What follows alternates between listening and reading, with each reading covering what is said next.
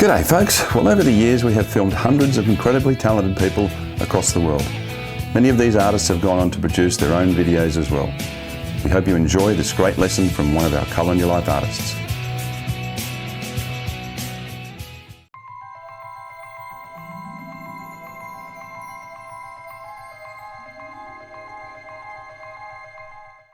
Hello everybody, we are back here at the Green Art House and we have been doing a series on how to render the basic geometric shapes.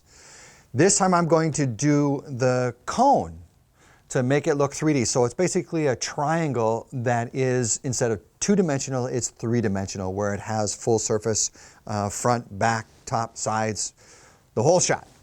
So let's get started with it.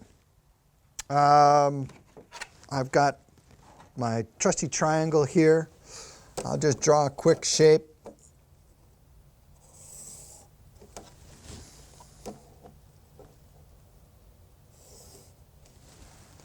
And then down at the bottom, we want to curve this. Okay? Not a very good curve, but I'll render it so it'll look right, okay? So here we go. We're going to have the light source coming from this way.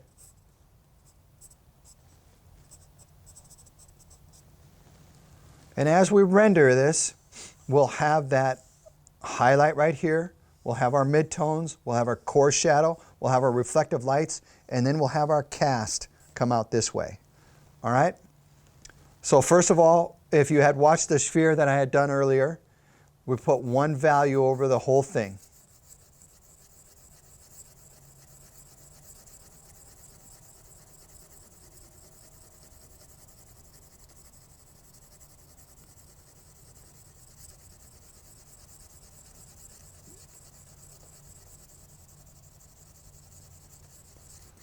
All right, and then I took my brush, softened it up a bit, and then took the chamois and just did light circles, which softens it up even more.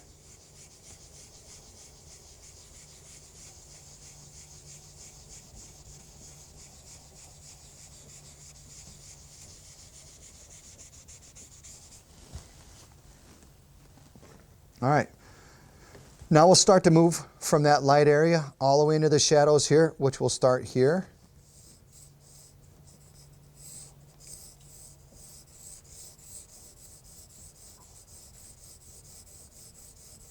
And we'll start to develop our shadow.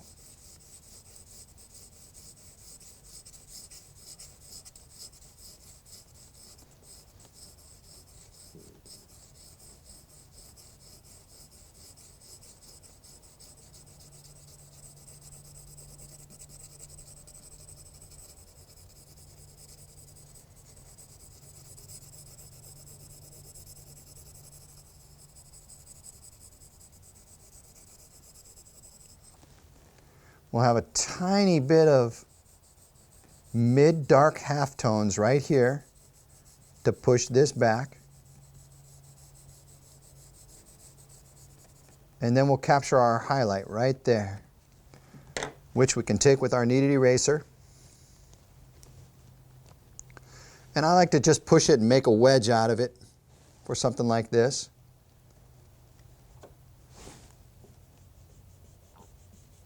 And just erase that right down the middle.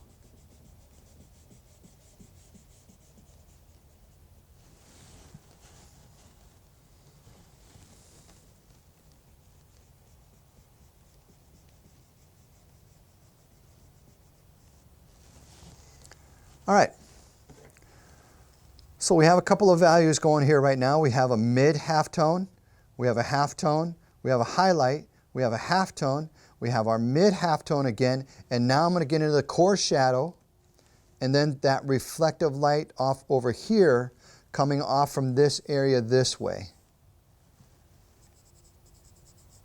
So we'll start off with that core shadow first.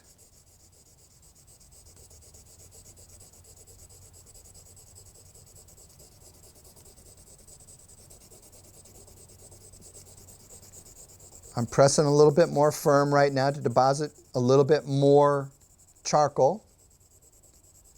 I want a softer edge going this way, so I'm pressing softer at this point.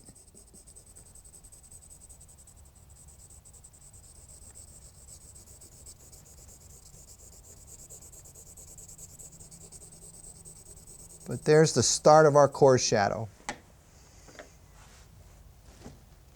Take our blender tool, just lightly rub.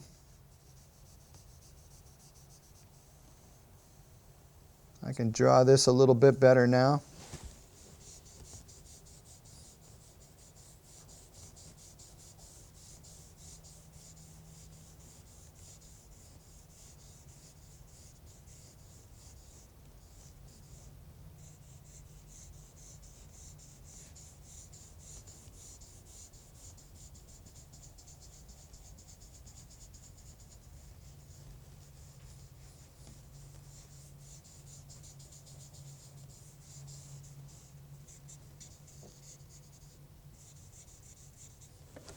All right, now we have to figure out where our cast shadow is.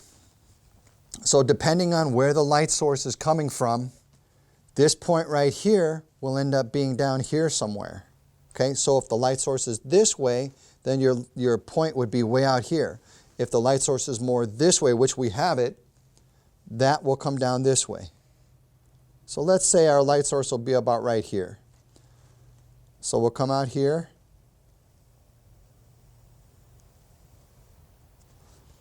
And we'll do the same thing back here. And there will be our cast. So I'll start to fill this in.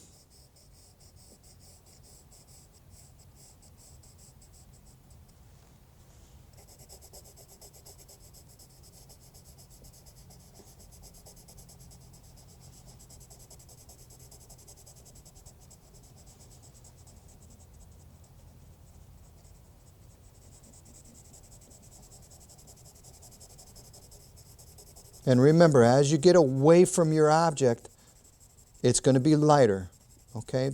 That value will get lighter and softer edged.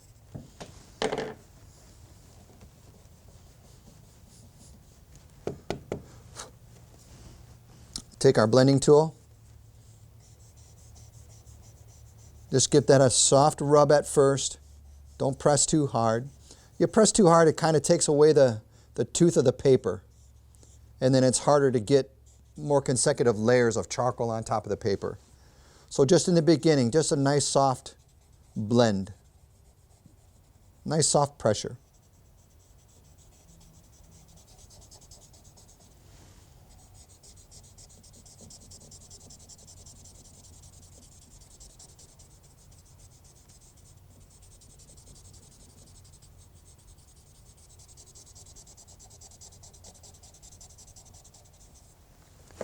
All right, so it's already taken shape.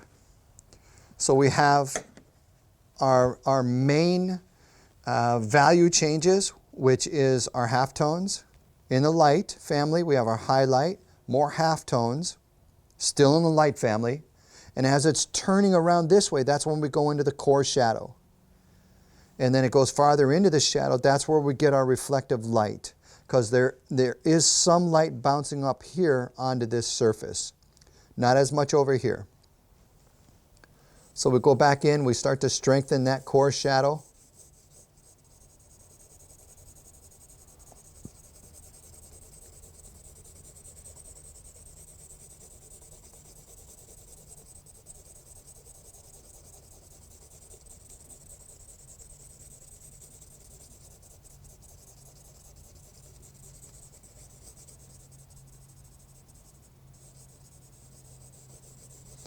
And if you noticed, see where I started my cast shadow?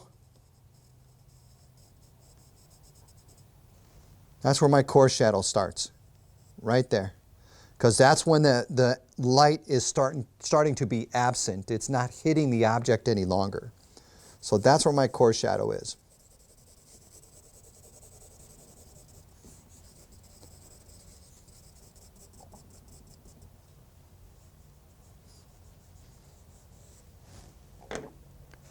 Take your blending tool again.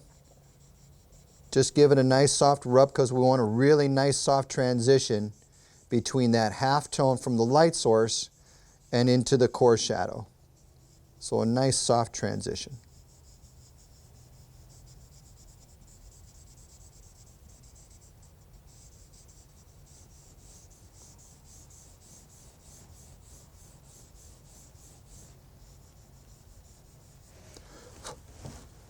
All right, come back in here. Let's strengthen the occlusion shadow into your cast shadow.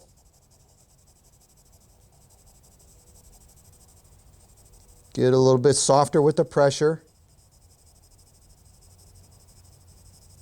because it gets lighter as it goes away from the object.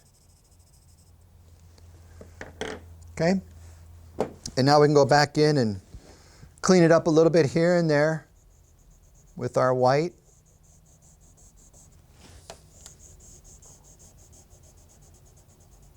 Go back in, there's my highlight. And as I go away from the highlight, I'm not pressing as firm anymore. I'm in my halftones.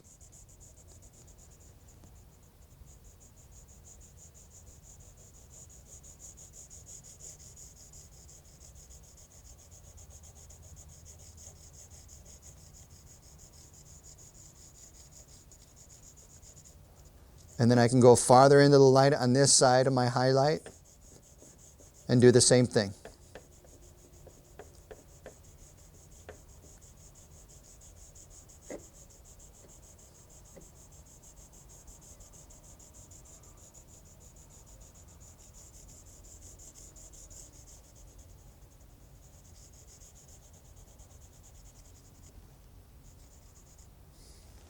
Okay, so there you have it.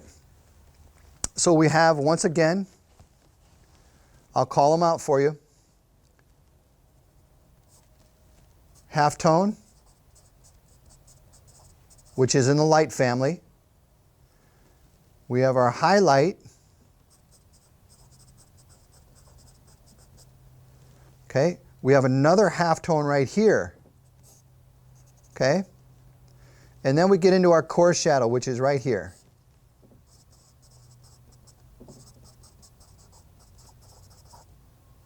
All right, and then we have our reflective or our ambient light.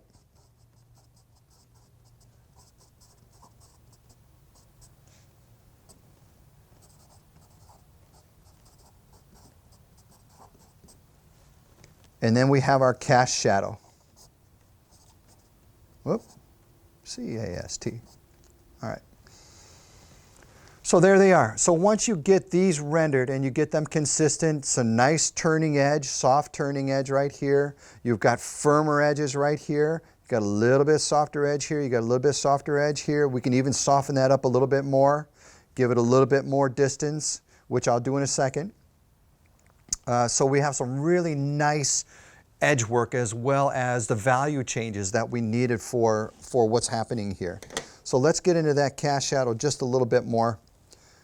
And I'll tell you what, let me do it with the chamois. I'm just going to take this chamois and just give it a nice light rub. See how it'll make it disappear? And then it'll go off into a nice cast shadow this way.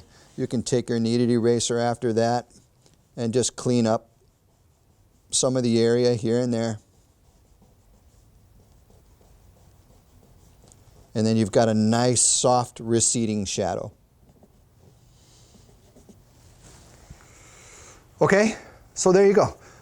We'll continue doing the other basic geometric shapes because I think this is very, very important, because once you know how to render all of these and make them look 3D, there is nothing that you won't be able to render. Everything is part of the geometric shapes. So continue practicing these. They're very, very important. I'm glad that you're watching this and putting the effort into doing the exercises here, because this is very, very important. I wish you all the best. I know you're going to do a wonderful job with these, and we'll keep on giving you tips like this and you know, getting things really, really solid for you so that your paintings really start to come to life.